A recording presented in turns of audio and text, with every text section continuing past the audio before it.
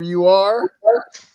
I'm Curtis Cheatham Jr., and welcome to This Week in Black America, where truth comes with receipts and the culture always leads the conversation. Hey, here are your top stories going on this week in Black America. Unfortunately, we had a tragic accident yesterday over the Hudson Helicopter Crash, killing 6 people. That's still under investigation, so we'll go into a little bit about that. If you thought that the DOGE efforts were going to be free, we found out there's a $1.3 million deal with DOGE. So the cryptocurrency blockchain just hit the big leagues. The House just passed a controversial SAVE Act. So you married ladies, you might want to perk up your ears because that could definitely impact you. Of course, if you're on this wild roller coaster ride called the stock market, they had $1,000 point drop this week, according to or because of the Trump tariff talks. And we'll get into that a little bit. Germany with a message to the U.S. We want our gold back. So Germany decides maybe they want to come and take possession of their own gold. Remember Leprechaun? Remember the Leprechaun movie? Need me gold. That's it. And one more tragic story we want to get into. Unfortunately, a teen who claimed self-defense, unfortunately, was attacked apparently by two boys. And we'll get into that because there's some parallels to the Kyle Rittenhouse thing. And of course, maybe we'll get into some foolishness with Stephen A. Smith saying that he might be running for president in 2028. Yeah, the clown show is clearly here. I got my brother here with me, brother Deshaun. So let's get into it. What's going on, brother? How you doing today? I feel great. A lot of things to discuss. Good to see Karima Poet checking in. We are happy to see everybody who continues to join us. Let us know where you are checking in from. We got a lot to run down this week in Black America. It's been a very busy week. So if you're watching on the Hello Black America YouTube channel. You're watching on the Brother Deshaun YouTube or Facebook channel. Welcome. We invite you to subscribe. We're here every Friday, same time. So why don't you kick us off, man? Let's shout out to Phoenix, Arizona, Karima. Thanks for checking in. Absolutely. We appreciate all of that. Of course, we're not going to spend a lot of time on this, but just in proximity of time, of course, in our area here, we had another tragic accident with the helicopters. And this is one of those tourist helicopters that, fly around Manhattan. And unfortunately, we saw all the pictures that seemed like the helicopter just broke up. And that's, of course, still under investigation. But have you ever been on one of those helicopter rides, one of those tourist helicopter rides, Deshaun? And will not be. My condolences to. Absolutely. There are things that make me say that's why I don't do that stuff. But no, I'm not a helicopter person. If you saw the way that like you said, it seems as if something hit in the back and broke off because that thing came down so fast. It literally was it was horrible to watch. But no, I do have friends who go on those helicopter rides all the time over the Hudson. Like my sister, she's been on probably at least 2. Been on the one where you're hanging out over it, all of that stuff. I'm like, go ahead, sis, God bless you, but that ain't for me. That's all. That's not my ministry. You ain't been on one either. Then. I have not, and listen, I'm not anxious to, and certainly, as you point out, now this is why I don't do that. I considered it out in Vegas one time. They have those helicopter rides there, but yeah, I'm not about that life. Not at all. You got anybody watching that does any of that? Anybody who's watching, if you're a helicopter person, let us know. Or if you're just like me and Curtis, and you're just like, nah, that ain't stuff we do. That ain't for me. Listen, but that was on like 6 trips that day. They'd done like 6 trips already that day. So just by the grace of God, that those other 6 trips made it. It is tragic. It is tragic. I don't know. This is still under investigation, so we don't want to get too far into it. But there's going to be those that are going to say this has something to do with the president and the stuff that he's been doing with the FAA. I'm not sure that that's the case. But we are going to have to start thinking about some of these these planes and helicopters and stuff are old. They're getting out there. You know, they've been up there for a while. So, and at what stage do we move from maintenance to replacement? Yeah, exactly. It's like, you know what I'm saying? We've all seen things where it's like, yeah, we maintain them every year, but it's rusted. You do realize like it's probably time for a new one. And these are the things that Karima says she's I wouldn't ride in a helicopter. So, so yeah, our condolences go out. Apparently, these were tourists from Spain. Our condolences go out to to their families and to everyone who's affected by that. So, absolutely, yeah. There's a lot going on, of course. You're in the stock market, aren't you? No, I don't invest in the stock market. Okay, but I do follow it very closely. But no, I invest in other things. Imagine if you're in the stock market, and I haven't even looked at my 401k or any of that sort of stuff this week, because the fits of our president are wreaking havoc on the stock market. Of course, we saw a 1,000-point drop this week. We also saw like the biggest ever rise in the stock market this week. You seem to be a follower of it. What are your thoughts on why we're seeing these like pronounced swings in the market? And I'm sure obviously the tariffs have something to do with that. But what's your thoughts on the roller coaster ride that is the stock market this week?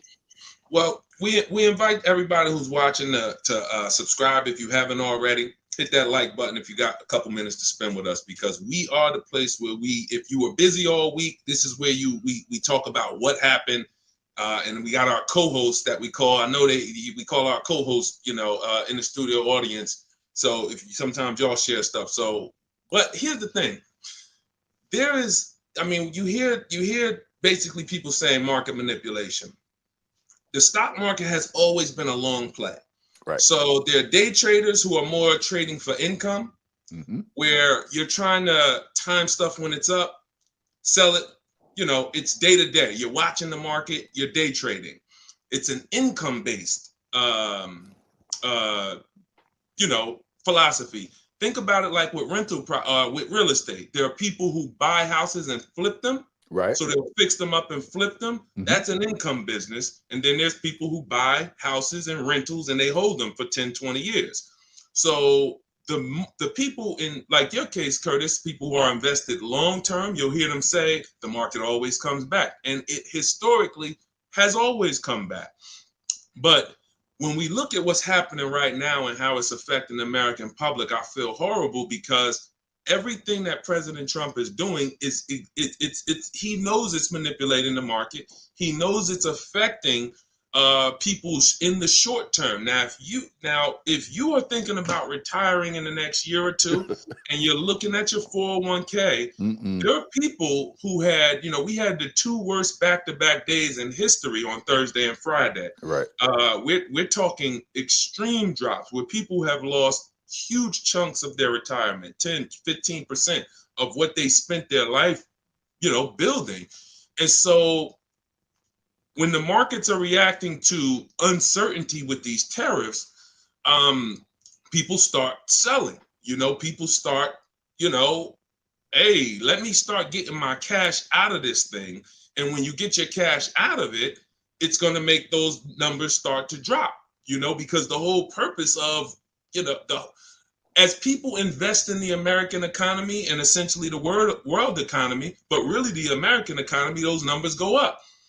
When people have a lack of trust in the American economy, they're going to start pulling back. So now they're telling you to hold out. But we see a man who drove the market down with announcements of tariffs. But then Monday, we're seeing absolute, another day of drops. And then he announces Tuesday, all right, we're going to pull back off the tariffs, and then it goes through the moon. And so he says, well, we had a record day. But we had a record day because we had record drops. So if you return the Dow to 39,000 or whatever it was, and it was at 36, that's not a record. It was 42 or whatever it was. you mentioned these things, so I do feel bad for the American public who is on this wave. I think what you should, in my opinion, and again, this is just my opinion, it's not investment advice for anybody. You're in for a hard ride with what President Trump has planned, because if it's going to work, it's not going to work tomorrow. Right. If it's going to work. So we don't even know. There's two variables that I would like everyone to at least consider. The plan may not work, which means the plan to get, because why are we doing tariffs? To get manufacturing back in America. Now, if we're going to get manufacturing back in America, then that means it's going to take time. We're talking some of these manufacturing plants, Curtis, might take 2 to 5 years. You got to find the land. You got to inspect. Right. You got to go through the variances. You got to meet with the city officials. It may be state, federal thing. So these things don't happen in a year. So that is what the pain may be in the short term. So if you are somebody who you are like, hey, I can't afford to go the next 2-3 years of uncertainty, then you need to be looking at putting your investments, research self-directed IRAs, because the downfall about pulling your investments out of the market is you will get taxed on them.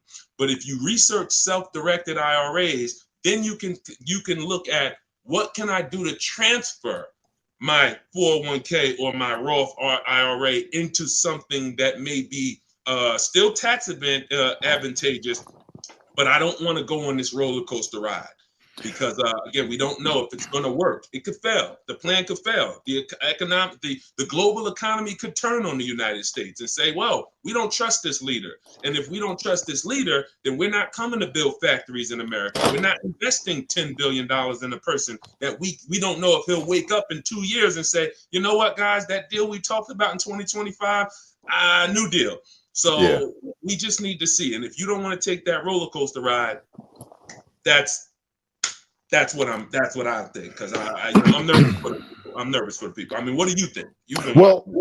I think what's really telling about what you were just saying is kind of the lack of confidence of the other global countries. What we're seeing that manifest, and I think this might have played a part in 47's decision to pause the tariffs. That the bond market.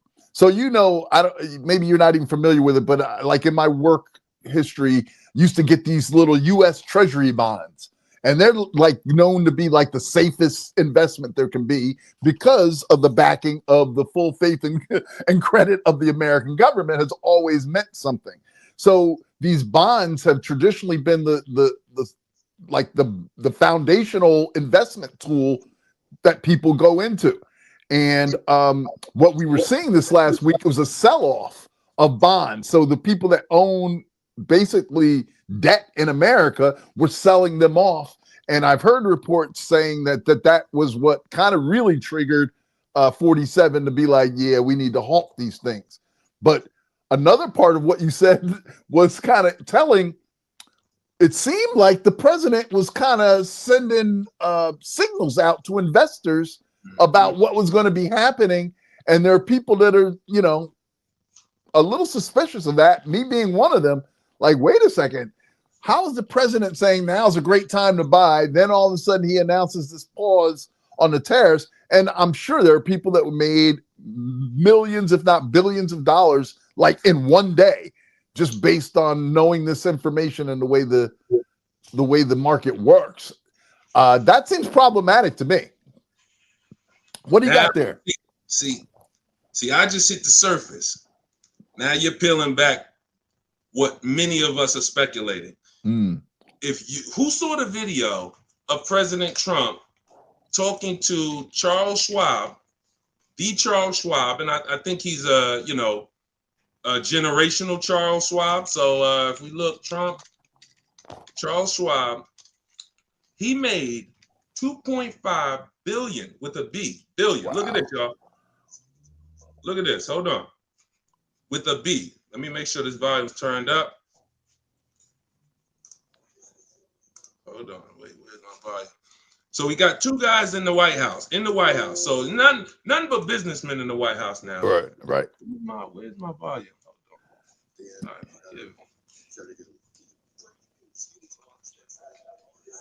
Oh, there we go. Hold on. It's not just about sexually and Dan, you've got breaking news. You need to watch this. This is Charles Schwab.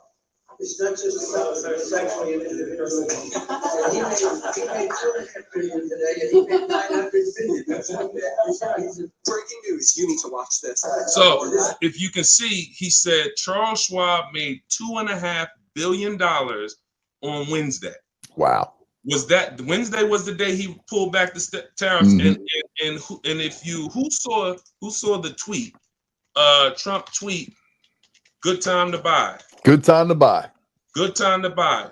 So in the morning, so this is the president of the United States giving a tip right before, and then later that day he announces Charles Schwab made 2.5 billion. This other guy made 900 million. This is what didn't Martha Stewart go to jail for this? Curtis? Absolutely. This is, and that's the hypocrisy of this all, is that, you know, poor Martha did hard time behind this. And well, I'm sorry. I thought that we were living in a normal world. And of course, we have a 34-time felon as the president. So the question is, what would you expect? What would you expect if you put a criminal in office? Would you expect criminal behavior? Meraki Media checking in. Yes. So that's the worry. Do we? And that's why I know I gave kind of a little sugar-coated version. But if you guys who are invested in the market do you trust this man to be able to captain your ship? Or because you're not in these rooms. We're not in these rooms with Charles Schwab and people who are making half a billion and more in a day. And so, like, this is clearly for him and his friends to make money. So therefore, if I don't think people mind that if we're gonna make money with them. Right. But right. It doesn't seem like we're being considered in the. They're the only ones making money. Correct. That's the problem. They're the only ones making money, and nobody else. And in fact, the rest of the country is suffering in a lot of ways because they're going to end up cutting back services and things like that, so that they can, you know, codify tax cuts for the rich and things like that. So, yeah, keep your eye on what's happening. This is the grift. The grift is real. You know, they backing up a truck while y'all not looking, and they're filling it up with America's money and right. Taxpayers' money. So, and we're gonna talk about that later in the story, because Germany is like, hey, if the truck is being backed up, let's check on our gold that we got in the U.S. So we'll get to that later. But I think yeah, go ahead. Another part of the grift. I mean, this is you can't make this stuff up. DOGE, the Department of Government Efficiency, has been put here to sort of make government more efficient. And this wasn't supposed to cost the taxpayers anything, right? You've got the richest man in the world heading this. He doesn't need a salary, but although he's making, I believe, $8 million a day off the U.S. government, but that's a different story. We'll put that over here. But it came out this week. I think Wired magazine came out with a story that said that DOGE was actually charging the government $1.3 million. And that's actually for 4 of the DOGE employees. And keep in mind, this is only for about 130 days of work. So what's this? That's that 4 months, $1.3 million. You're the math guy. 1.3 million divided by 4 people over, call it 4 months. That's like $100,000 a month, ain't it? That's good money. That's good money anywhere. Yeah, because you're talking, if 12 million would be divided by 4, it'd be about 300,000 a piece. So you probably got 300 and change, but that's not an annual salary, everyone. We're talking months. So how about if you could make 300,000 in a couple months, and you supposedly are working in a department that's supposed to be eliminating waste and really conserving, our taxpayer dollars. So we're conserving waste in the front door, but we are wasting money out the back door. Is that what's going on here? I don't know. It just seems a little weird. Wired magazine doing some good journalistic work to uncover the fact that this has been going on. And this is just reinforcement of the fact that what they're saying to you is not necessarily what's happening. And, you know, once again, the American people being lied to. What a surprise. Anyway. What do we always say, Curtis? You gotta laugh so you don't cry. Hey, listen, you can't make this stuff up. You cannot make this stuff up. And if you're objective and you're looking at this, you can't help but just shake your head and be like, what the world is going on here? It's just crazy. Anyway, enough of that. Let's move on. Ladies, if you think that the right to body autonomy was a problem, now we are seeing the attack on women go even a step further, while also attacking the free voting. So the SAVE Act just recently was approved by the Congress. The SAVE Act, if you don't know, is an act basically that says that if you were married and your name is changed, that it makes it a little dicey as far as voting is concerned. You have to be able to prove that the marriage name and your birth name are the same. This is problematic on a lot of different levels, I think. What was the SAVE Act? There's a name for what this is actually represent. Oh, Safeguard American Voter Eligibility Act is the actual name of it. The problem with this is that, first of all, it's already illegal for non-citizens to vote. I saw one story that basically said this was a solution looking for a problem, because this isn't an issue now. What do you?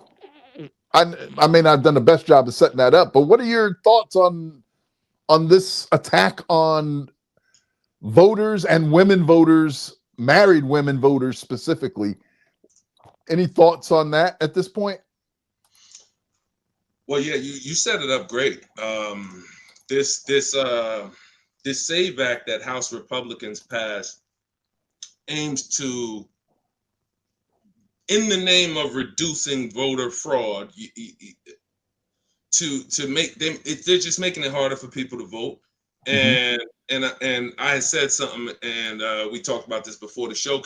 I said, Curtis, it seems as if the next election, the goal is minimize the number of people who can vote, so that we can, swing in our favor. That swings in our favor. So when you start writing legislation that specific, we think about going back to even when Black Americans first got the right to vote, how difficult they made. You're talking poll taxes, or you're talking cognitive, intelligence tests that they couldn't pass, that no one could pass. You're talking, you had to pass a test to vote. So these were all things that were meant to deter and marginalize Black people and minorities, but at that time it was Black people, because we were the only minority really in the country that they wanted to dissuade from voting. So this says that if you're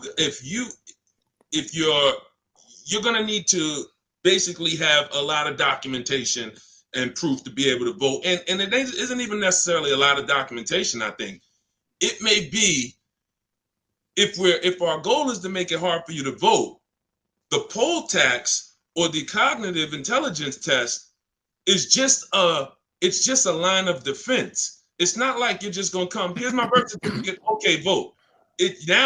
What happens if the birth certificate is scrutinized? Is this a real birth certificate? Right. Okay, yeah, it has the seal on it right there. So obviously it's gonna be no copies. You're gonna need your original birth certificate, but who's to say that they're not gonna make it hard for, even when you bring that documentation, which is why this article written, this particular one by MSNBC, just says that this could marginalize millions of people from voting when we see how they're going to execute this. Yeah, it's kind of cliche now, but I've heard many people say if voting wasn't important, they wouldn't try so hard to stop us from voting. And what we're seeing is, instead of and an administration, and I'm not just, this isn't just this administration, so I'm not piling on 47 at this point, but the fact of the matter is that if we really valued voting in America, we would stop making it hard for people. Why do you even have to register to vote? The only real requirements are is that you be over a certain age and that you be a U.S. citizen. Anything other than that is, I think, is just piling on. It's like once you verified that somebody's over 18 and that they are a citizen, they should be allowed to vote. And they're really, the rest of this stuff shouldn't even be going on. So clearly, this is just another way of disenfranchising voters and removing, potentially removing voters from the voter roll. Because if you know, once they start looking at this and they see a lot of names that don't match, they're just going to strike those from right off the bat. Yep. And then you've got to prove it to get back on. And Get Black Whitney made a great comment. No, my fault. I didn't want to cut you off there, but she made a great comment. Numbers count in a democracy. Absolutely. So when you consider, you know, there's two. They say there's two ways to have the tallest building in the city. One way is to put the effort into building that building, and just the best architect. I'm just going to invest in making my building the tallest. And another way is I'm just going to tear down all the other buildings. Wow. So when we see people who don't want to compete, they'll typically tear down the buildings. And so it seems as if we can't win based on merit, based on policy, based on public opinion, based on popularity, then we'll find other ways to win. And it just seems as if, you know, as you said, anything more than, because my mother says that all the time. Why, like, even like you didn't have to have, she always works the poll. She's a second generation poll worker behind my grandmother. And she's seen, you know, the ebbs and flows and the changes. And she is just always like, this is crazy that they're asking for these types of things. And you got to bring this and show your ID. You never had to do this stuff before. But when the establishment is threatened and when people don't want to compete, they're going to try to make sure the other team can't show up. That's terrible. Why are we scared to compete? Why? It seems like, you know, all these things like they're the anti-DEI, you know. Think about it this way. I had this thought this week. Anything that we've been given an opportunity in, we have excelled in. We as Black America, right? Anytime you give us an opportunity, we excel. And I mean, think about it. Sports, of course, all we needed was a chance, right? And then we excelled.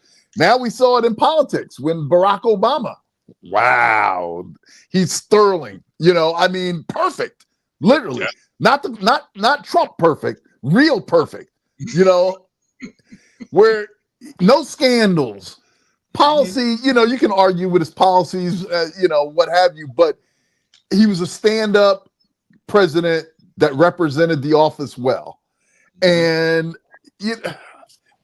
it's just troubling to me that we're seeing the erosion of, I don't even know the right way to say this, the erosion of doing things well. I don't know. The erosion of just being good at your job.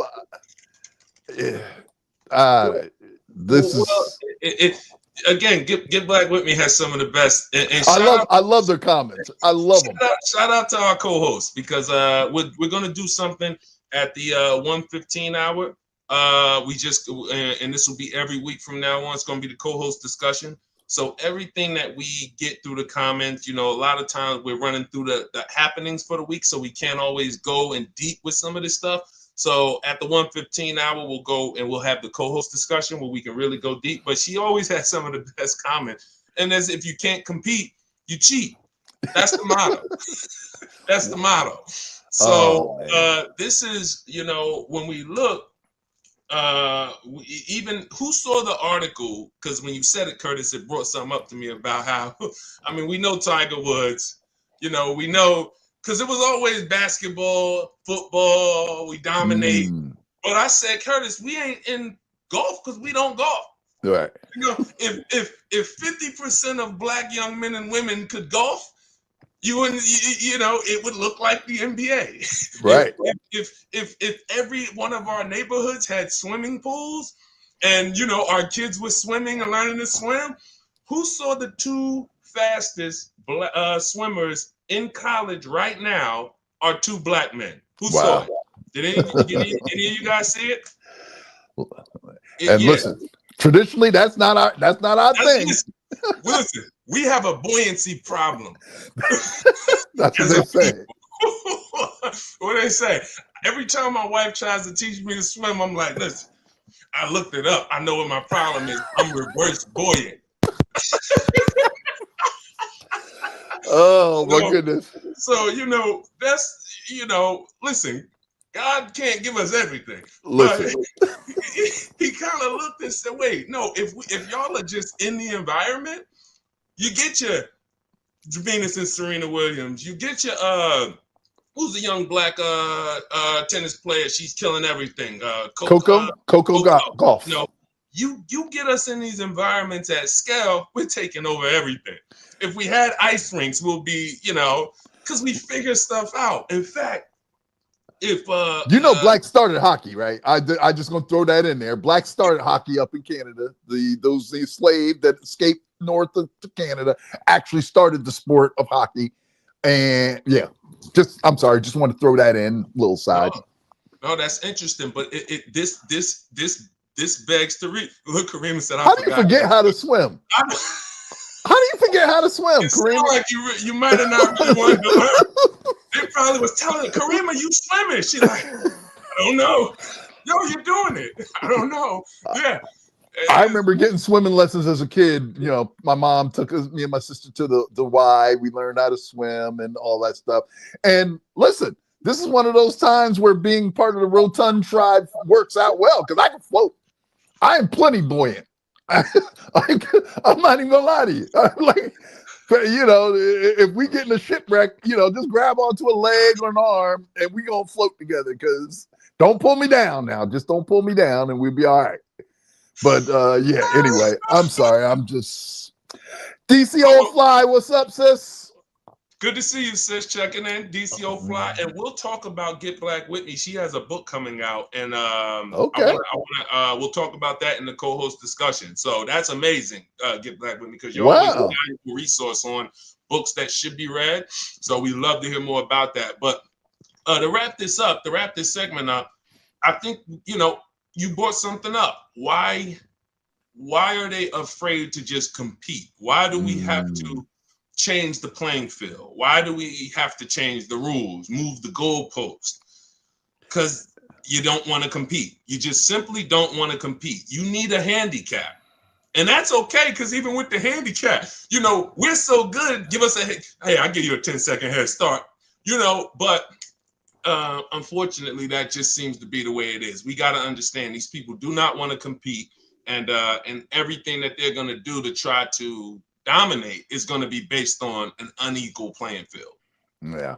Well, we started that conversation talking about the SAVE Act, and somehow we got over to that. But listen, there's a lot that's going on that you need to be aware of. Otherwise, you're going to get, hoodwinked again.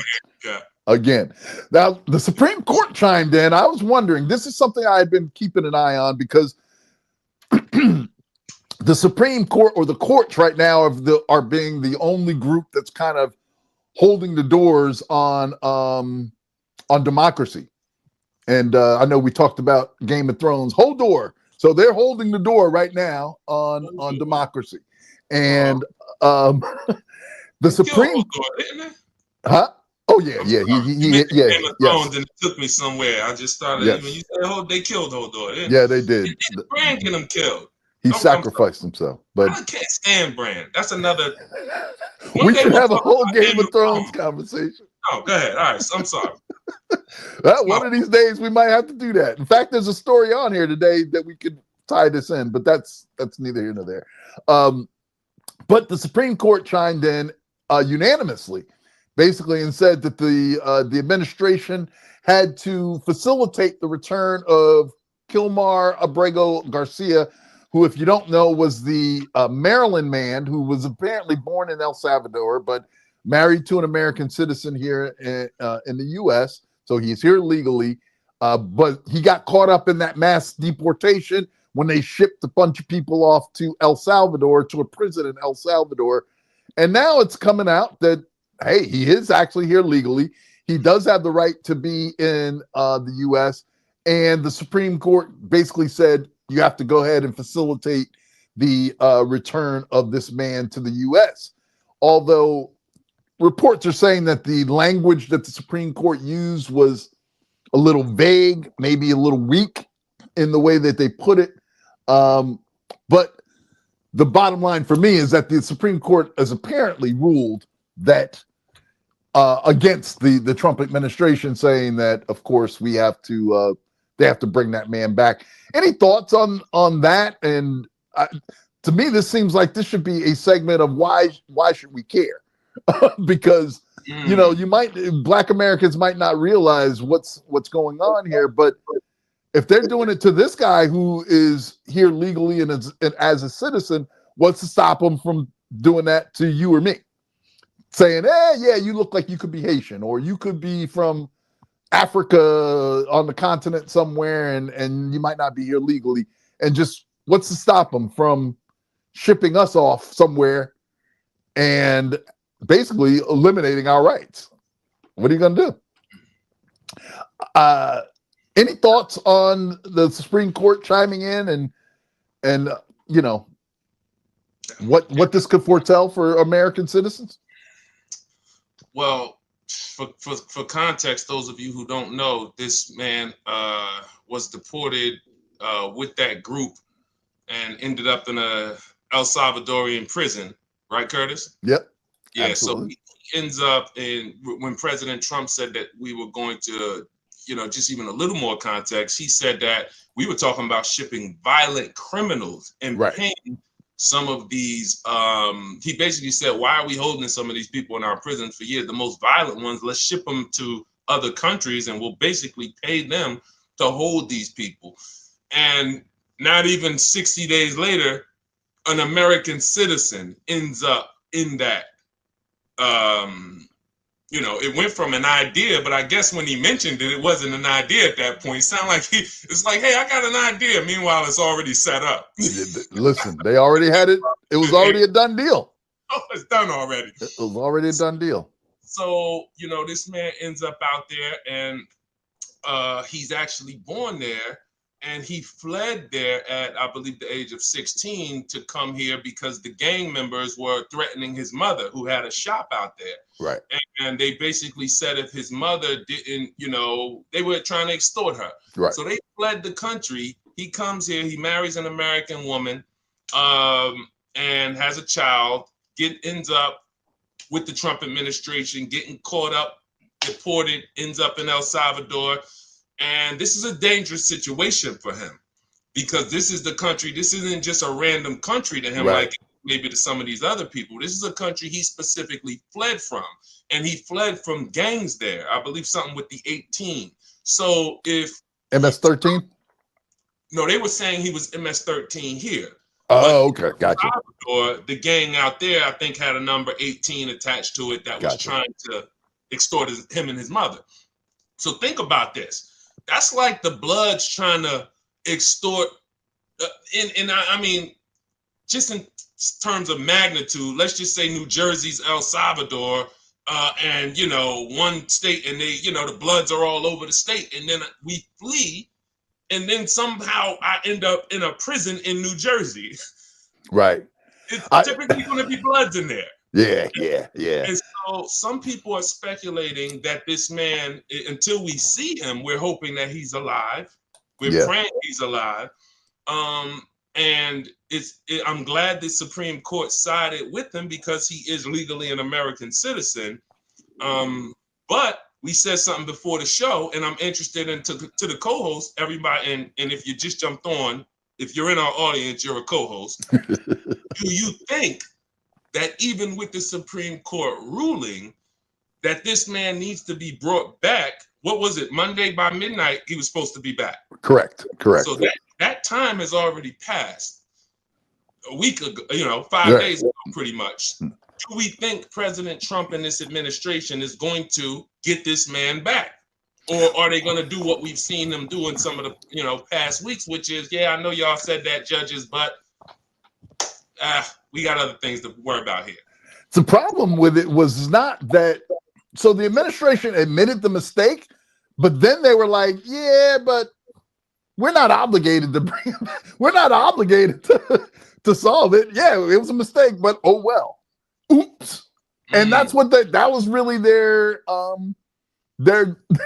position is like, yeah, we know we made a mistake, but he's gone now. Oh well, we don't have to bring him back.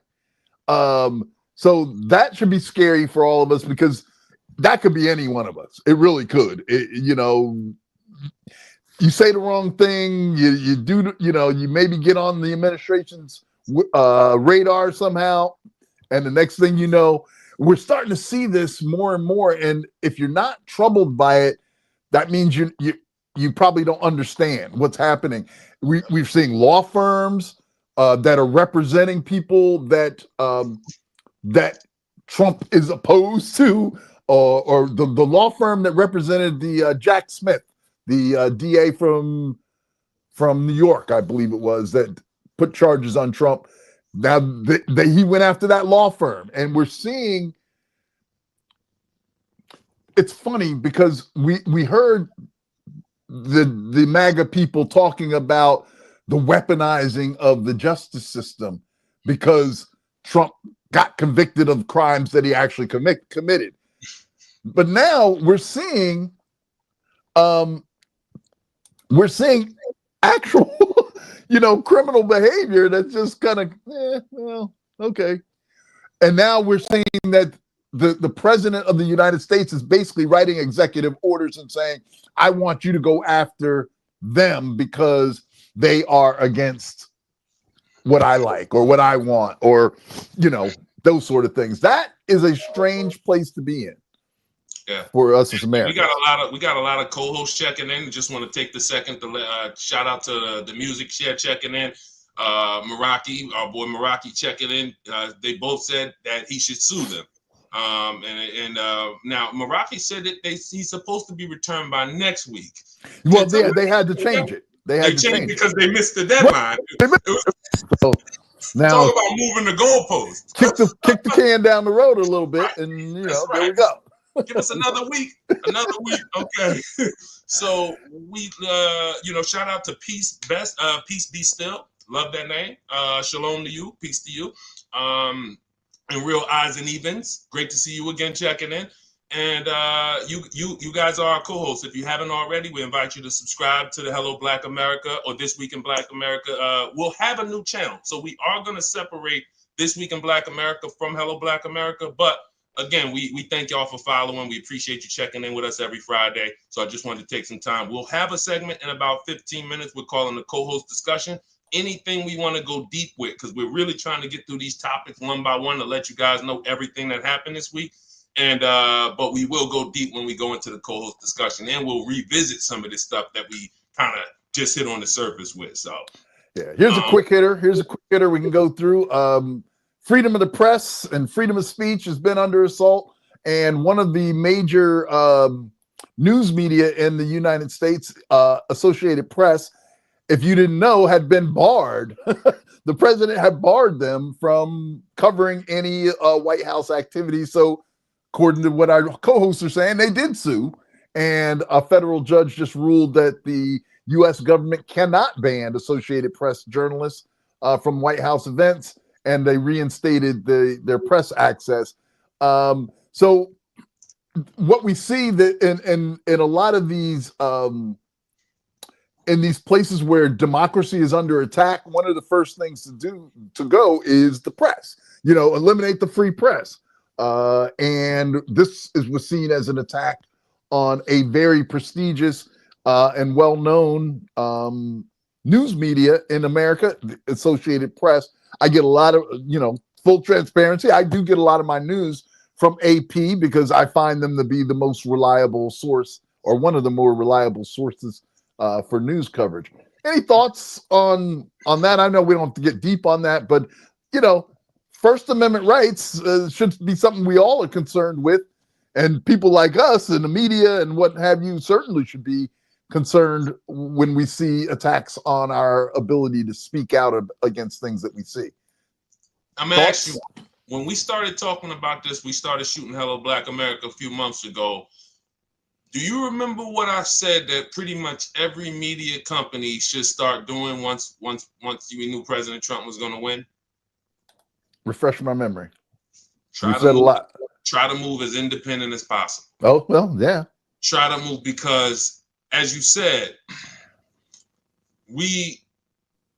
what the president said was happening to him with weaponizing the media, calling out the fake news, basically planting a seed of doubt in the ability to trust media as a whole. Now, here's what's crazy, and I'm interested in what you guys think about this.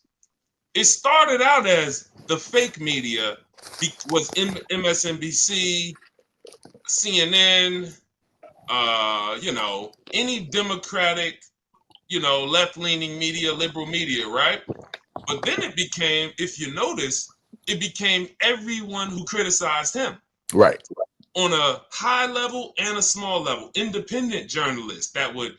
So now what they actually, and President Trump did a great job of actually convincing his people that any criticism about him was fake. So, as you said, this is in a country of freedom of press, freedom of speech, freedom of religion.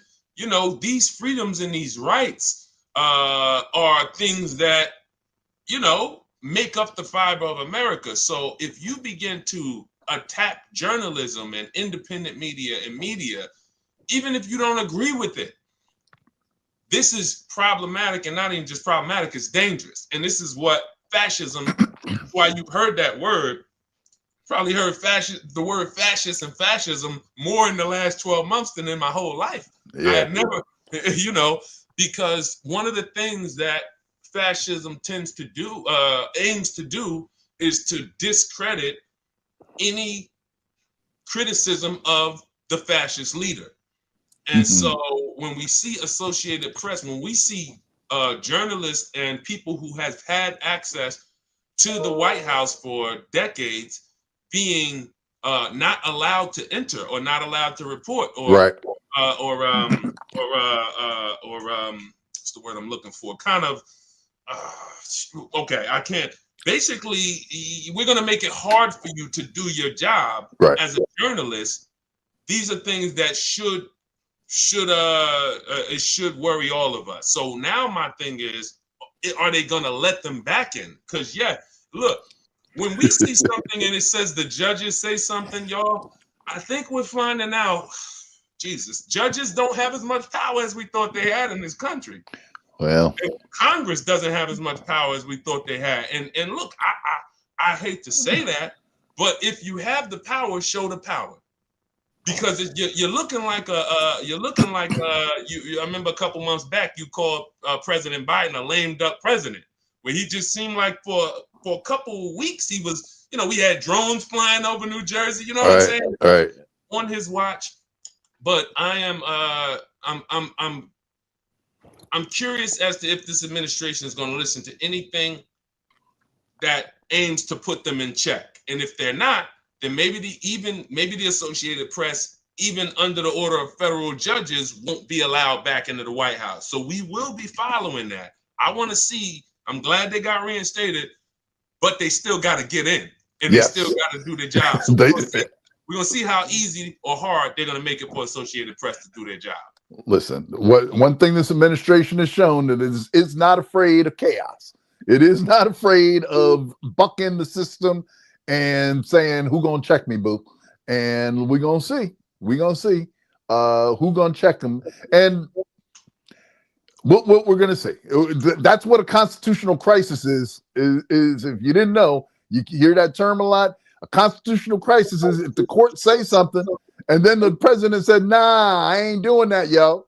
and says, I'm doing my own thing. Now we've got a constitutional crisis because the checks and balances have been overthrown. And, you know,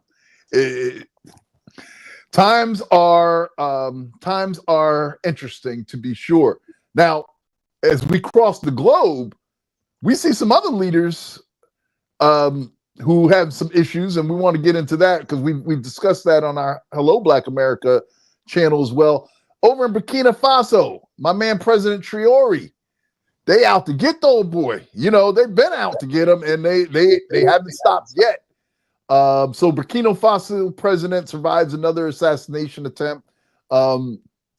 If you're not familiar with Burkina Faso, it's an African nation.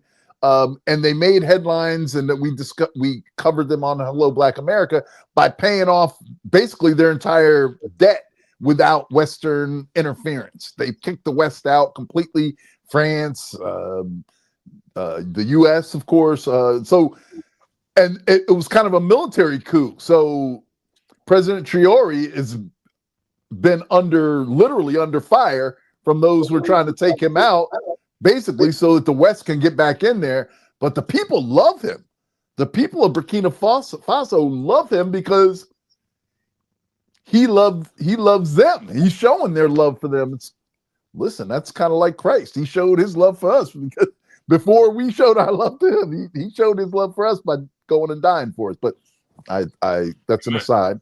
But you know, but he's selfless. People like him because he seems very selfless, considering the leaders that were before him and his heart for the country. So yeah, in that way, he is very much like the figure of Christ and how Christ came as a selfless, giving up himself for others, and you know, and we've seen international support. Who's familiar with Captain Traoré? Mm-hmm. Traoré. If you are familiar with him, you know, if you got the emojis, throw up the Burkina Faso flag, because he, as Curtis said, he's survived another assassination attempt. I think at this point it's been several. I mean, we've been covering it for probably a couple months now, and we've read about, I don't know, I can't even say how many that we've read about even in that time period. But that just shows the depths that we would go to, and I wouldn't be surprised if there were some hands in there, you know, some government hands involved in this. They're trying to, of course, blame it on maybe some unrest or maybe some what do they call it? Like the terrorist groups that are in some of those countries. They're trying to blame it on that, but who's to say this isn't some sort of like French intelligence or U.S. intelligence and something like that? You can't say that we've never done it. I mean, there's documented history of the U.S. government taking out leaders that are contrary to what they believe or what they want to happen, and other countries the same way. So, you know, and don't we always come in, you know, don't we always come in and we just leave things so good when we leave? We go into these, check it out, America, we have a way of, you know, we always go in, we fix things, we come in with human services, with health services, we help the economy, we prevent war, and by the time we leave, these countries are totally stable that were destable when we came in. Oh my fault. Wait. I reversed everything. This is opposite day. Opposite day. So some of these countries, I mean, we look back at Muammar Gaddafi. We look back at, you know, Saddam Hussein, and you know, none of these men are perfect, but if you look now, all of these countries are in shambles, and the people who somewhat criticize them, they criticize them because these were leaders, and this brings up the next story I want to talk about, which involves something that Captain Traoré said. See, these leaders like Muammar Gaddafi and Saddam Hussein, they were not for democracy. So here comes America. We're coming into these countries in the name of democracy for the people, and when we leave, We've destroyed the place. We've pillaged the place. We've taken control of oil reserves, and you'll find that the people who criticize the leaders that they killed wish they could have those leaders back. Yeah, it's funny though, not funny, haha, ironic, funny that we have this big immigration issue that we're railing against, when the fact of the matter is that we have this immigration problems is a problem because the U.S. and other Western governments have gone in and interfered with the internal policies of these various countries and made things worse. And then when people start to try and flee the oppression or the chaos that has been stoked by these governments, then they come to the gate asking for, asking for a place to come and lay low, and we're like, nah, yo, we don't. That ain't. Y'all go on back to your country, and we don't want to mess it up to begin with. So, how many times have we seen that play out globally, where the U.S. and other countries have kind of interfered with governments, thinking, trying to achieve our own goals, and then, when things are all screwed up, and then people trying to get out is like, nah, you can't come here. So that seems a little duplicitous, seems a little cold-hearted. It's not anything like the what we see on the words of the Statue of Liberty. We don't want your huddled masses anymore. Apparently, that has changed. So, wow, lots going on here. Let me ask you a question in reference to something that Captain Traore said, because I think if he's let's look at it like this, y'all. I want y'all to take this into consideration, right? Half this country that is literally the we've never seen democracy like America. We've never seen the experiment of democracy, a government for the people, by the people. Half of the people who are in our country don't want that anymore. Right. They want a king. They wouldn't mind an authoritarian. They don't mind as long as someone who is in their mind has their interest, is moving the country forward, is in power. They don't mind him being in power indefinitely. So again, this bucks at everything America was founded on. When you look at some of the shortcomings, some of the cons, let's call them, of the way the American government is set up, there are certain cons. You can't implement a long-term plan if you're a president. Some things take a decade to do. Some things, in order to overhaul certain systems, you can't do them in 4 years. In fact, I had a local politician here in East Orange. I live in West Orange, but I'm from East Orange. And I asked him, I said, why does it seem like a lot of the things that we have suggested you implement are not being implemented? And he said, honestly, we don't have time. Right. I said, oh, what is it? Like, he's like, listen, as much as we want to do, you get elected, you got midterms in 2 years, you got another election to get ready for. So you can't even give the project you want to work on time to come to fruition or to bear some fruit. So if that's what we're dealing with on a local level, imagine when you're trying to overhaul a country that has had decades of bad policy. You got 4 years to do it. And then you might lose the Senate or you lose the House majority, and now you've lost the momentum. So these are all the things I'm sure that if President Trump does get in for a third term, he's going to use this as a reason of why it's necessary, and his base is backing him. But Captain Traore said there is no country that has developed under democracy. I think we could, take America as the exception. But what he's saying is, you need one leader who has the vision that the people get behind, and they're willing to say, you go ahead with that vision until we don't believe in you anymore. Right. What do you guys think about that, Curtis? I mean, do you, we're talking about Putin, we're talking about Jinping Xi, who runs the Communist Party of China, with the people's, we see a lot of leaders that are in power indefinitely. and we see that there are people, you know, I mean, what I'm just curious, what's your thoughts on that now that, you know, Captain Traore is leaning towards that perspective? Well, I mean, revolution is what gets the people galvanized, and perhaps, you know, that's how this country came about, right? We went and we revolted against the crown in England, right?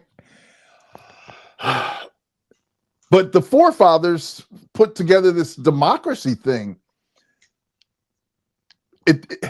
This is actually a very complex issue now that I'm starting to unravel it and think about it in more terms, because you've got America, you've got this country where you've got these plans, but you're right, you don't always have the time to fulfill those plans. So there are people that are probably saying, yeah, we need somebody to oversee this. Well, that's what actually happened with Roosevelt. The time of the greatest development of this country arguably could be when President Franklin Roosevelt was in office, and he was in for 4 terms. That was before the 2-term limit was completely enacted. So there may be something to be said for that, but can we deal with this for more than 4 years? I don't know. When you get this kind of person in office who clearly doesn't have the care for the people necessarily, or at least not all the people, he cares for the rich people. That could be problematic. Maybe we get into that on this deeper discussion as we move into that a little bit, because that deserves, I think, some additional conversation. I see the chat is blowing up in here. Blowing up. And so we're gonna move. We're gonna move in a second to our cause discussion. We got a lot to talk about with you guys. Some great questions. What happens if he's killed? Because that's a problem. You know, the succession plan. If we, you know, so let's get into that deeper. I only got one more thing, Curtis, which is a surprise video. But what else we got on? We got anything else on the rundown? Well, we could have talked about, this is more under the foolishness. We could have talked about. Oh, like, y'all gonna love this. Stephen A. Smith, the sports commentator, apparently has been kind of floating. I've heard this for a while, floating the idea of running for president in 2028. Now, I find it hard to take that seriously, but the fact of the matter is, he couldn't be any worse than the guy that we have already got in there. Because when you think about it, who would have taken this seriously 10 years ago, right? If somebody like Stephen A. Smith would have said, I'm going to run for president 10 years ago, you would have laughed in his face for a full 10 minutes, belly laughing, rolling on the ground, laughing at him. But now the bar has been lowered to such an extent where it's like, you have to actually think about this and say, well, wait a second.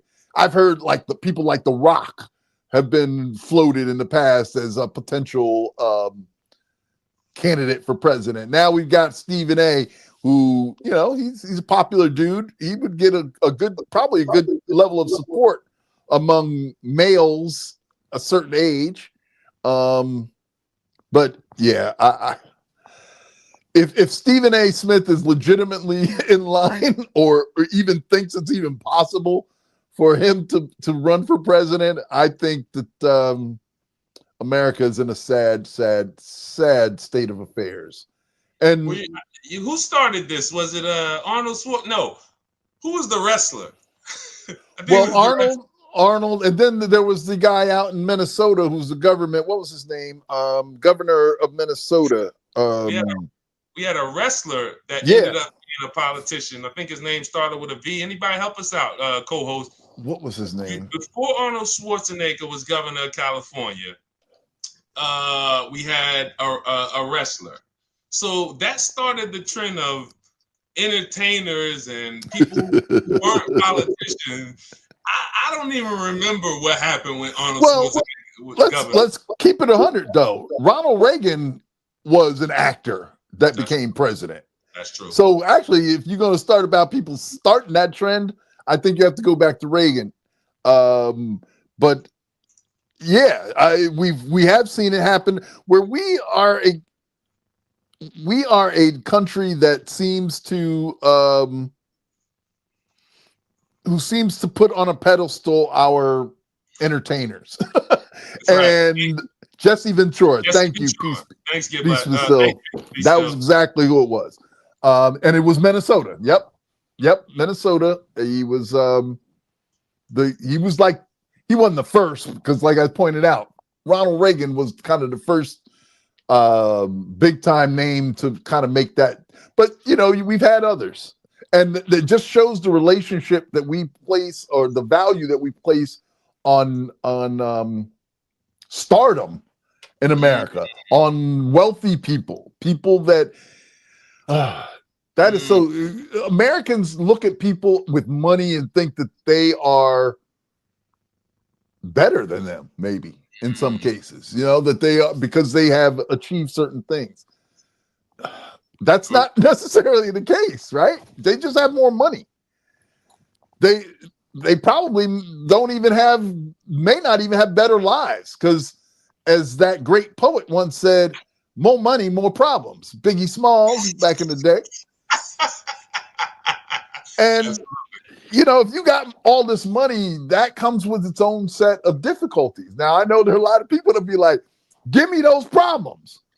But if you want to live a life of peace and tranquility, and just spend time with those you love, and be able to live in harmony with your fellow being, you can do that without these exorbitant amounts of money. You know, you can. In fact, there may be those who would say that it's easier to do that if you don't have a lot of money. Well, think about this in reference to the point you just made. Who remembers a couple years ago, minimalism took over? Because we figured out as Americans, we just had too much stuff. Hey, we renting storage facilities to put more stuff in. The storage facility is part of our, you know, we've had it for 6 years. It's not a temporary thing. It's literally.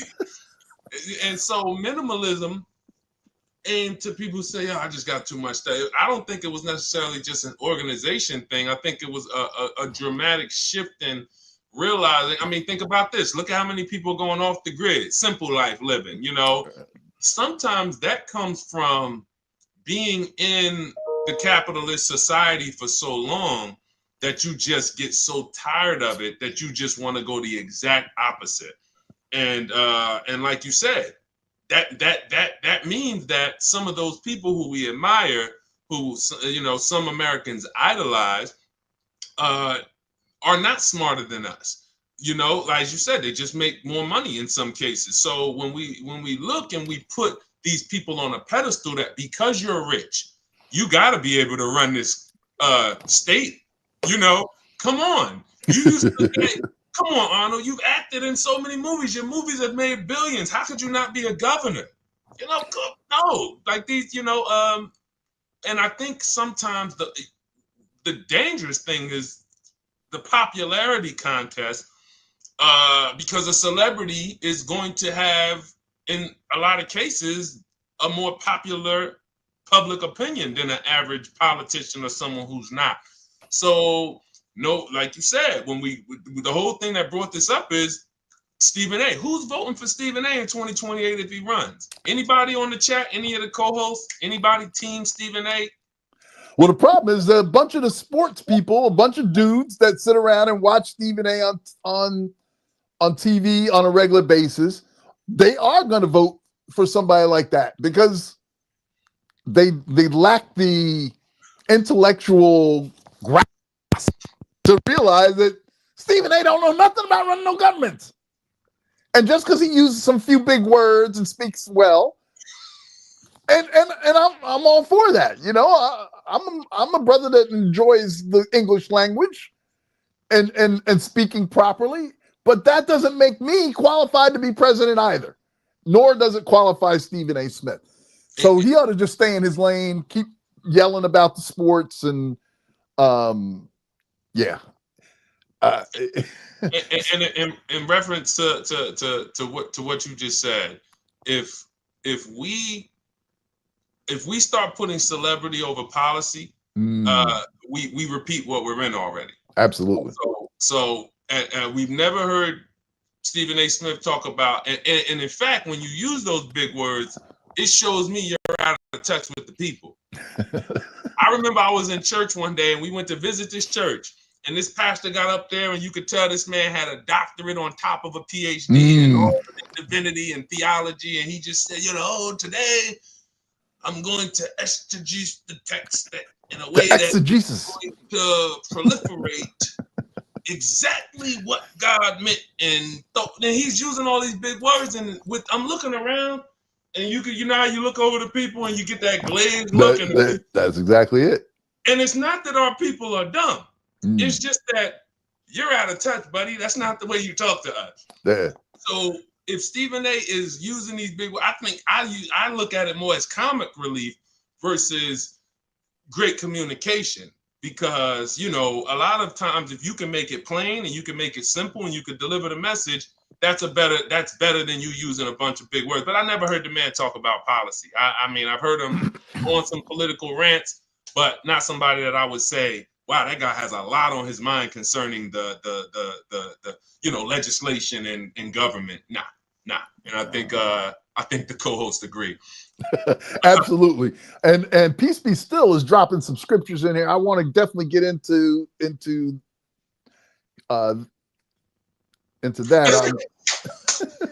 I'm sorry. Get Black with me is Oswald Bates. That's his name. Get Black with me, Oswald Bates. Damon Wayans in the living color in the so the man who remembers the pomposity of his. So the jury is out. Excuse me. The urine. So anyway, yeah. I'm sorry. We sometimes thank you for pulling Oswald Bates out of the air, brother, because my memory would not have allowed me to say that right then. But that is exactly it.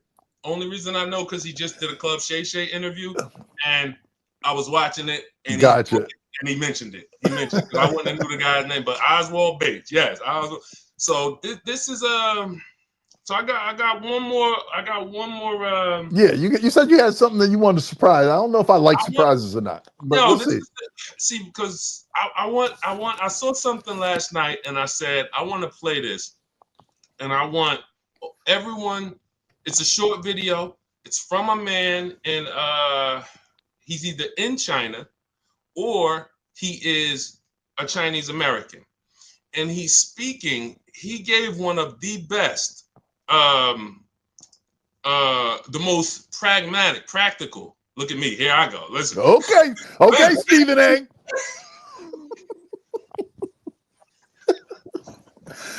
It's pragmatic and practical implications of. All right, y'all know when we get through the main topics and we get ready for co-host discussion, we start to relax. We're gonna get more foolish. Okay. But he gave an insider look at this tariff thing and the cost and what these Chinese factories actually. I'm just gonna play it. No, hold on. Hang on. There we go. Give me 2 seconds. All right, hold on. Pair of Nike shoes. Check this out. Here we go. For a pair of Nike shoes, $10, which sells $150 on the shop. So he said, "Do you know how much a Chinese factory makes for a pair of Nike shoes?" For a pair of Nike shoes, $10, which sells $150 on the shop. A Stanley Cup, $50. The factory gets $1. But when they sell millions of them, that's millions of dollars. And all surplus. That's where the surplus comes from. But for every $1 the factory makes, somebody in America is making $49. who is benefit from the globalization?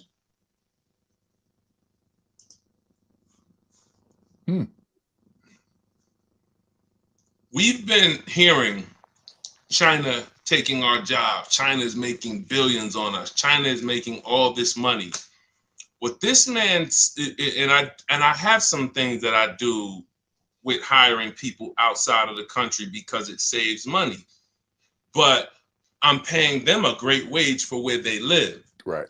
Now, when they make these Nikes, because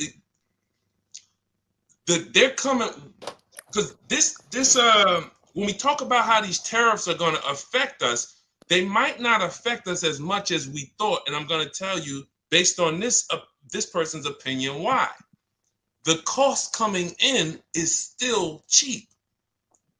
The Nike that comes into the country doesn't come in at retail price, so it's not going to get tariff at the 150. It's not $150 tariff. Now it's 25% more. No, it's to get it across the border. The net cost might be $15. That's what gets the 25% tariff, according to this man. Because the factory is only making pennies, all the profit is made once it gets here inside the country. The corporations have a choice. They're sitting here with a hat that cost them 25 cents. And they have the choice of what are we going to sell this hat for? And they choose to sell them for $35. They're sitting here with Nikes by the millions that cost them $15. And then they say, let's sell them for $150. So I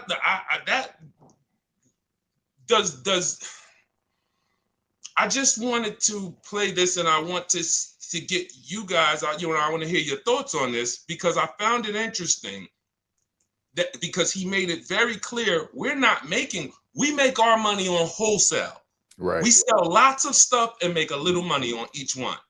By the time it gets to you guys' country, they make those money and sell. They make the money and sell and sell. So he said, who's really benefiting from the globalism? Who's benefiting from the global economy? And so what do you guys think about that? What do you think, Curtis? Well, I I found it difficult to understand what he was saying there from through the but I hear you, and it sounds like he's saying that the corporations are the really ones that are making out on this deal, and that's something we already know, right? We know, and I said something similar to that last week, basically saying, why aren't these companies that are making been making huge profits, why aren't they biting a bullet on some of these tariffs instead of passing it on to the American consumer?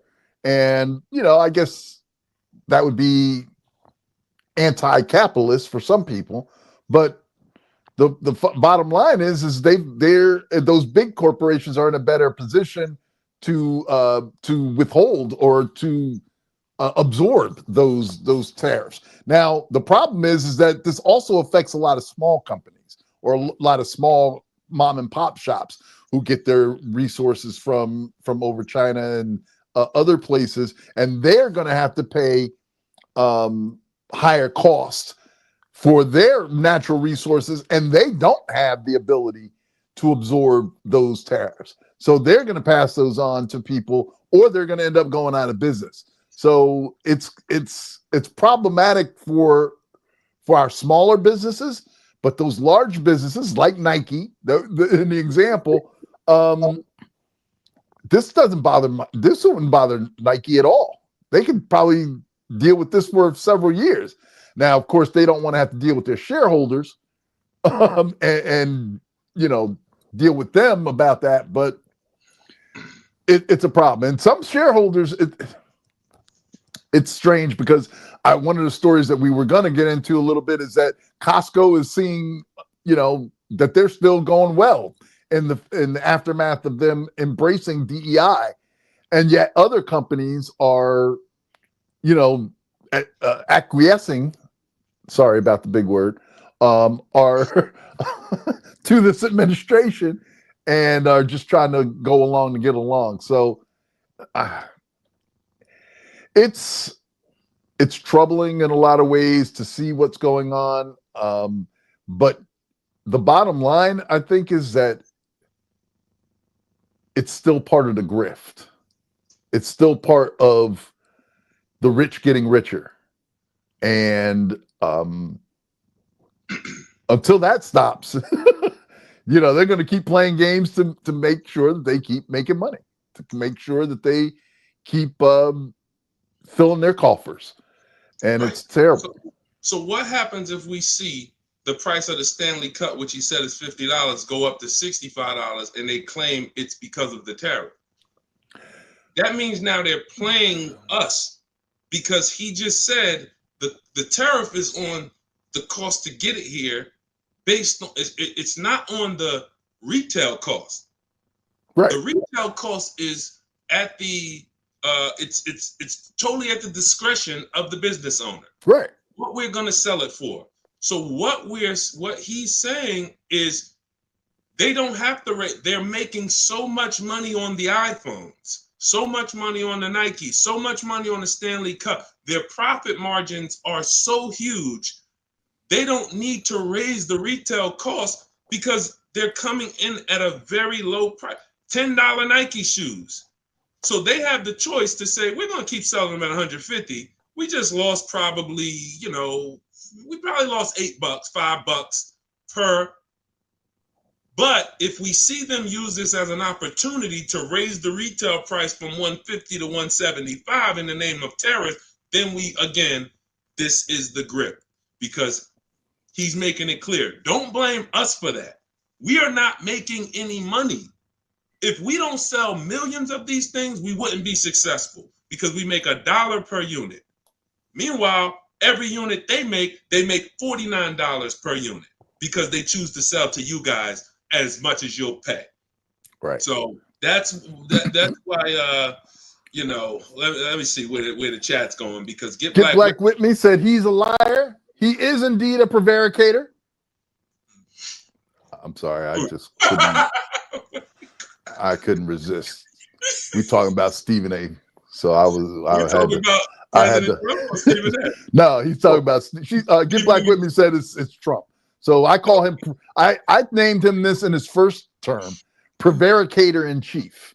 Now I know I can't use that term. Prevaricator is a liar. In case you didn't know, it's a fancy word for being a liar. And So anyway, I think I'm getting a little giddy here at this point. I definitely want to Get Black with Me. Why don't you give us a little kind of synopsis of what your book is going to be about? Because she mentioned she has a book coming out. I think just from you've been on here as a co-host with us for weeks, probably 6, 7, 8, maybe I think since we started. Since we started, I think. Since the inauguration episode, I think. But you always bring phenomenal, insight, dialogue, insight. So, if you can just kind of type it up, kind of tell us what it's going to be about, give us a kind of an ETA or anticipated date. And we love to see that become as successful as possible, because I'm sure, based on, how you move, it's going to get the broken. And it says it's supposedly studying African American education in Washington, D.C. from 1870 to 1954. Now, 1954, wasn't that was, if I'm not mistaken, that was right around the time of the landmark education Supreme Court ruling, I believe. So that'd be interesting to hear what Get Black with Me has studied and put out in this book. But what she said. It's called a pictorial history. A pictorial history. It will highlight the teachers and students inside segregated school system in Washington, D.C. Wow, yes. It's funny that we have, we had the Supreme Court ruling that I was just talking about desegregated the school systems, and means that, you know, you couldn't have black kids and white kids going to school separately. But what are we seeing in America? In New Jersey, I know for sure, one of the most segregated states. New York, similarly, one of the most segregated school systems, just because of the way the neighborhoods are and self-segregation of our communities. Well, that's more a white phenomenon. Let's just say it. They self-segregate. When we move in, they move out. And yeah, so that's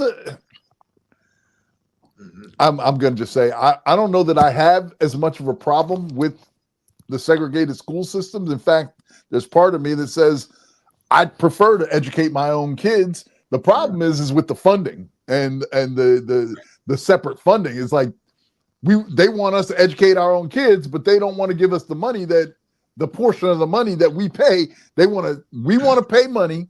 They want to take all the money to educate their kids and not really save anything to educate ours. So that's problematic. But anyway, go ahead. No, finish up. Well, I've been giving a lot of thought.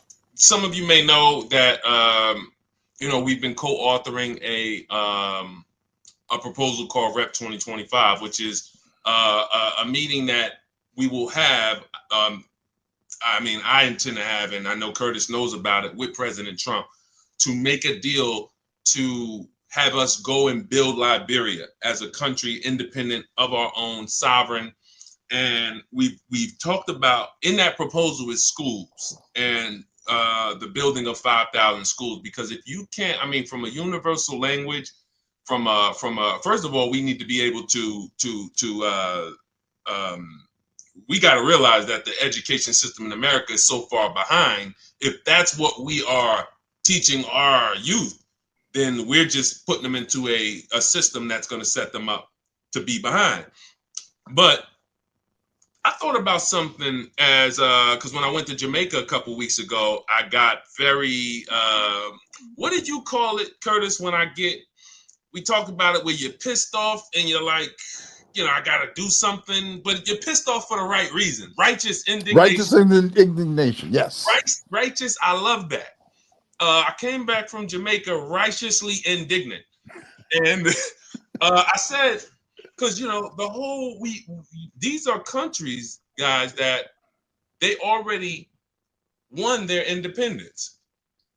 Now, we're sitting here and we're talking about Liberia, but we haven't really talked about the fact that a lot of our transatlantic, you know, neighbors are already sovereign independent, and they need investment. Haiti. So we're sitting here and we're looking, and we're not looking at the fact Haiti has bauxite and copper and gold and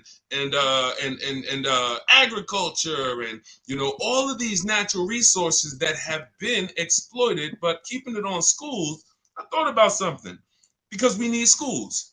What would happen if, because we're so used to being heavily taxed, if you just took the school budget and said, this is how much it took to run the schools this year. And I did some math with our friend, smart guy, very smart guy, Chat, last name GPT. And I put it in and I said, okay, let's come up with a hypothetical budget of what it would take to run several schools.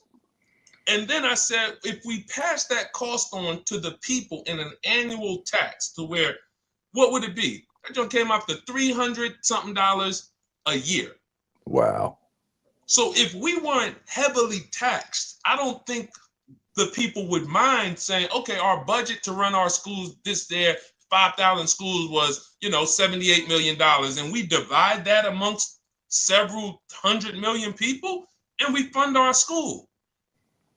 See, because if we continue to wait for the funding, I think we're always going to struggle, because, you know, I've heard people say, you know, you're asking your oppressor to invest in your education. There is that. And then there's that, for sure. Yeah. Get Black with Me. Your book coming out in a couple months. Yes. June 2025. We're gonna look for that. That'd be a good birthday present for you to get me. Yeah, my birthday's in June. Yeah, so Okay, yeah, we'll look for it. We will look for it. It was phenomenal, and students were competing in golf, tennis, and swimming. But our tax dollars are being used to fund the school. But our tax dollars are being used to fund the schools.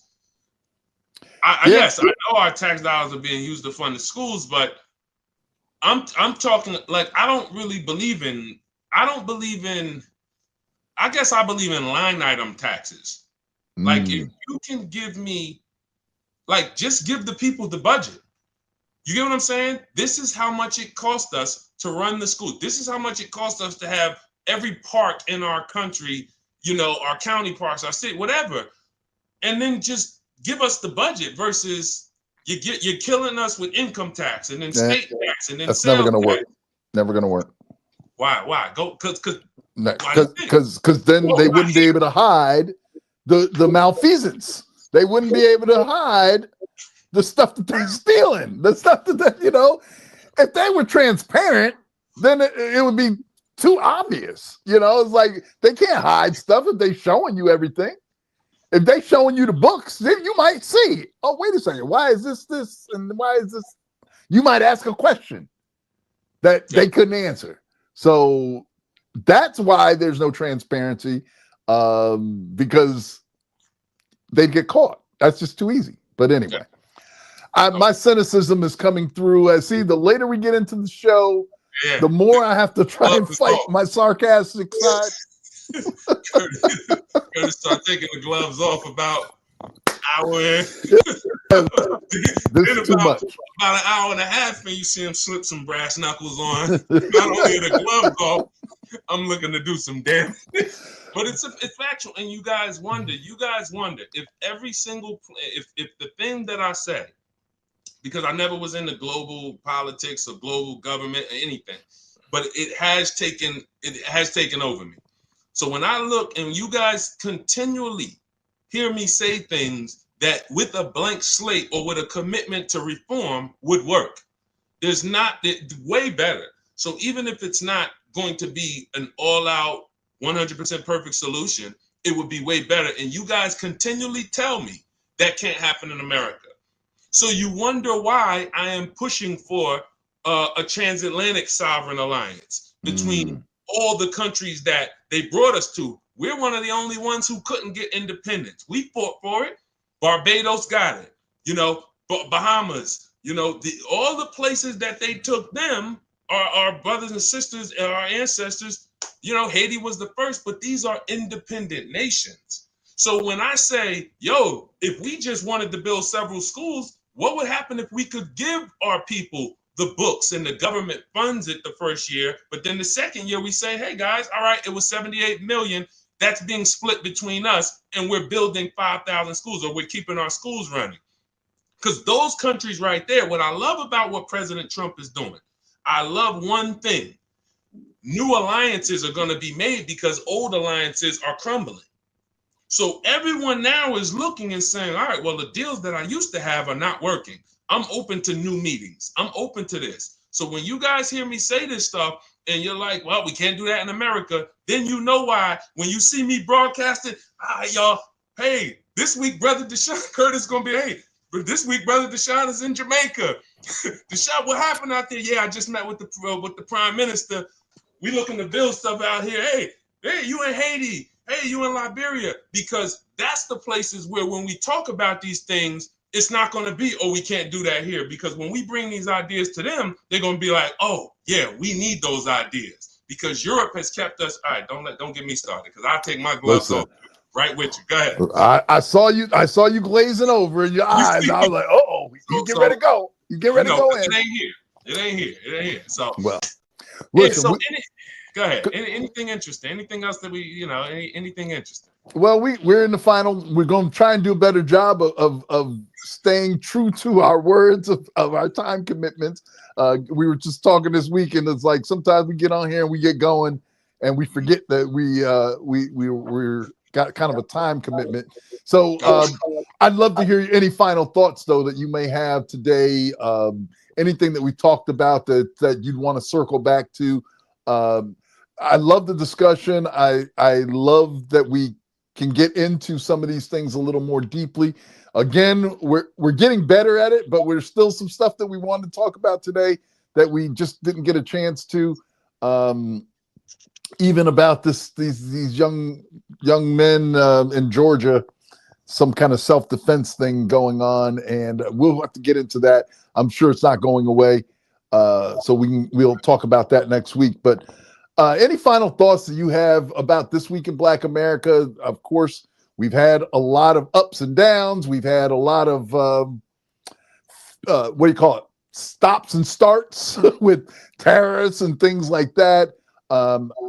Keep in mind, and I'm going to continue to tell people that these are distractions. You know, don't be distracted by them. Keep your eye on whatever your particular prize is, building in your community, you know, taking definitive and deliberate actions to make sure yourself and your family are safe for whatever the future may hold, that you begin to get ready for that. So any thoughts you may have, Brother Deshaun, on anything that you want to close out with for this week in Black America? I just financially, I'm going to be warning several countries soon to begin to move away from the U.S. dollar, because the President of the United States has already. And that's gonna, you know, I've been preparing I've been preparing basically some reports for the countries that are the most heavily invested in the U.S. dollar and U.S. treasuries that are going to lose, because what we're seeing, this is an intentional, they're going to shut the U.S. dollar down. President Trump is against the banks. He doesn't like them. He doesn't like the debt system. And if you understand, I want everybody to research Trump coin. That was the first time that he diversified or hedged against the U.S. dollar. And so now he is on a mission, in my opinion, to get his currency to be the only currency that we transact business with, and it will be digital. So he just has to see how can he, and that's what I think this entire thing is about: the stock market, the tariffs, the fear, the keeping these other countries on edge, keeping the Americans on edge. It's so that as we have this economic uncertainty, we can have the Fed look for warning signs. If the Fed has to keep printing money for any reason, and you can see that this is a person who says he's against the debt, but he keeps running the debt up, it's by design. Because in order for me to get this U.S. government and my whole government off of the U.S. dollar, I gotta run it up to unmanageable levels. And so the de-dollarization is the goal. Move to Trump coin, digital currency. I can track it. No one else can track it. So if you operate and just say, all right, I ain't gonna believe you, Deshaun, but I'm gonna watch. Watch for signs that say, that look like what that brother Deshaun said. It looked like he is intentionally looking to crash the US dollar, run the debt up, have the Fed print more money, and then leave them holding the bag. Because as it gets to unsustainable levels, he can simply move. He has the ability to transact with his currency. It's not like he can't do business now. Bitcoin is a thing, and it's a big thing. So here's where I'm going to end with this. Bitcoin is backed by nothing. So cryptocurrency works in two ways, and I'm not a crypto expert. We will get some people who are crypto experts on here. My brother Stephen Meraki my brother Meraki been in crypto since I was a teenager. We talking over, going close to 30 years. He's been up on Bitcoin. So two things: public use case, how much is it used? This is what creates the value in crypto. How much is it used? And it's backed by trust. Do the people trust it? You know, do the people trust it? And when we look at what Trump's currency can be and will be when he launches it, it will be backed by the largest economy in the world, which means the only way this crypto will not be good is if this economy crashes. And so everyone who's stuck with US dollars at that point, and mark my words, remember this if no one ever said this to you, will be worthless because he might not even accept exchange for it. If he wants to kill the dollar, and what this is, and I know you're familiar with this because he's bankrupted 6 companies. We're talking about a country going bankrupt, but not going bankrupt and not having cash. There's plenty of people who go bankrupt and still have some assets. Because he's going to go bankrupt as a country just saying, I'm not paying the debt. I no longer want to use that debt. I no longer want the US dollar. We're going to run with a debt-free system. And at that point, if you have US dollars, they are worthless because he won't accept them. So that's my warning.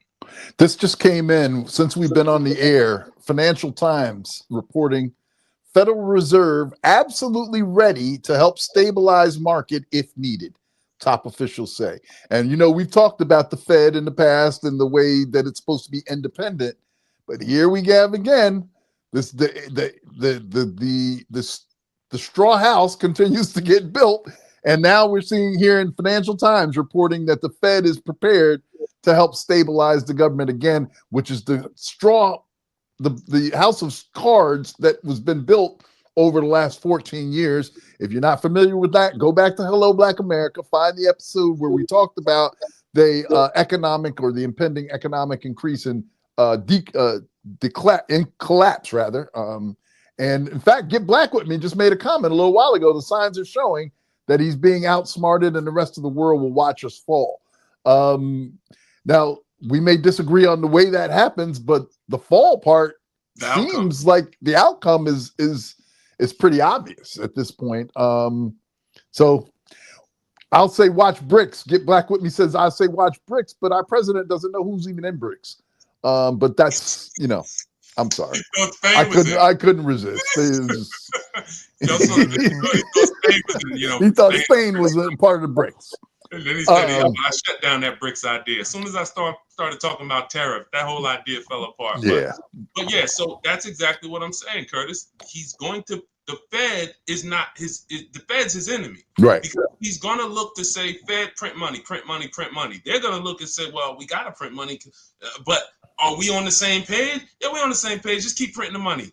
And then eventually he's going to dip because that digital currency is going to take over. And then everyone who's stuck with the Fed, China, who has probably 800, 700 million of treasury. Japan, I think, has 1.2 trillion. And I said million, billion. China has 700 billion invested in US treasuries that they're holding. If they start, and if they're smart, they will start to sell some of those little by little, stealthily, secretly start selling these US treasuries because you are heavily invested in not just the US, mainly the US dollar. Right. So if the US dollar crashes, China, you are in trouble if you're holding $700 billion. Japan, if you're holding $1.2 trillion of US treasuries, you are in big trouble. And that's what we're talking about. It may even break your country. Well, we were talking about that earlier. We were seeing anything that you want to end with, you know, we talk about so much stuff. Anything that's pressing that you would like to leave the audience with this week in Black America?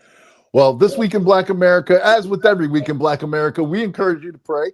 We encourage you to be in community with people that have your best interests at heart.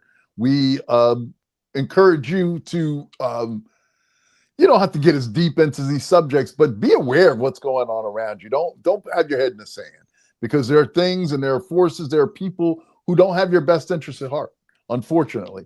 Even those who are elected because of that. Don't think that just because somebody is elected to serve you that they don't have their own motives. And we're seeing that play out. So continue to stay engaged, but don't be paralyzed by the fear. If you trust God, you know that he's always taking care of his people. If you are one of his children, if you're not, that's a whole different subject you might want to get into. But for this week in Black America, we thank you for joining us. We encourage you to, if you haven't already done so, to like and subscribe our content. Make sure you click those notifications so you get notified when we go live. We're continuing to evolve here. We're continuing to grow, and with God's help, and we're going to continue to bring you the best in Black America. And that's it for this week in Black America. For my man, Brother Deshaun, I'm Curtis Cheatham Jr. Thanks for joining us. We'll hope to see you next week, same time, on This Week in Black America.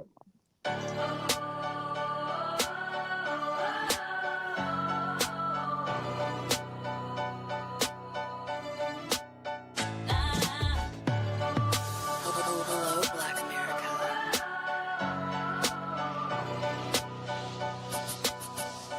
Hello, Black America.